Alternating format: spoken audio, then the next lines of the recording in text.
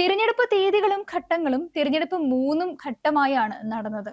ഒന്നാം ഘട്ടം 2005 സെപ്റ്റംബർ 24-ന് തിരുവനന്തപുരം, കൊല്ലം, പത്തനംതിട്ട, ആലപ്പുഴ, എറണാകുളം, തൃശൂർ, പാലക്കാട് ജില്ലകളും, രണ്ടാമത്തെ ഘട്ടം 2005 സെപ്റ്റംബർ 26-ന് മലപ്പുറം, കോഴിക്കോട്, വയനാട്, കണ്ണൂർ, കാസർഗോഡ് ജില്ലകൾ, ഇടുക്കി, കോട്ടയം ജില്ലകളിലെ തിരഞ്ഞെടുപ്പ് കനത്ത മഴയും ഉരുൾപൊട്ടലിനെയും തുടർന്ന് മാറ്റിവെക്കുകയും 2005 ഒക്ടോബർ 8-ന് നടത്തുകയുമാണ് ചെയ്തത്. ആകെ 77% വോട്ടിംഗും രേഖപ്പെടുത്തി. സ്ത്രീ വോട്ടർമാരുടെ സാന്നിധ്യം ഏറെയായിരുന്നു.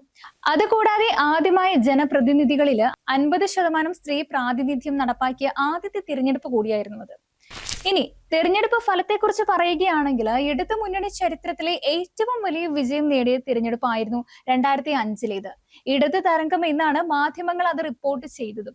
അതിന് ഒരുപാട് കാരണങ്ങളും ഉണ്ടായിരുന്നു. അതിലേക്ക് വരുന്നതിന് മുൻപ് തിരഞ്ഞെടുപ്പ് ഫലത്തെ ഒന്നുകൂടി നമുക്ക് പരിശോധിക്കാം.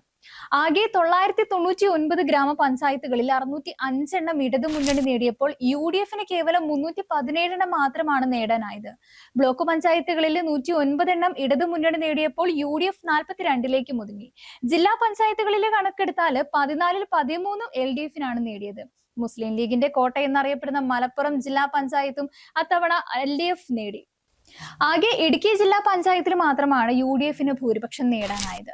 സാധാരണ എല്ലാ തെരഞ്ഞെടുപ്പുകളിലും മുനിസിപ്പാലിറ്റികളിൽ UDFന് മേൽക്കൈ ഉണ്ടാവാറുള്ളതാണ്. എന്നാൽ ഇത്തവണ ആകെയുള്ള 53-ല് 38 മുനിസിപ്പാലിറ്റിയും LDF സ്വന്തമാക്കി. UDFന് ആകെ 14 എണ്ണം മാത്രമായിരുന്നു ലഭിച്ചിരുന്നത്. കോർപ്പറേഷനുകളുടെ കാര്യമെടുത്താലും ഇത് തന്നെയായിരുന്നു അവസ്ഥ.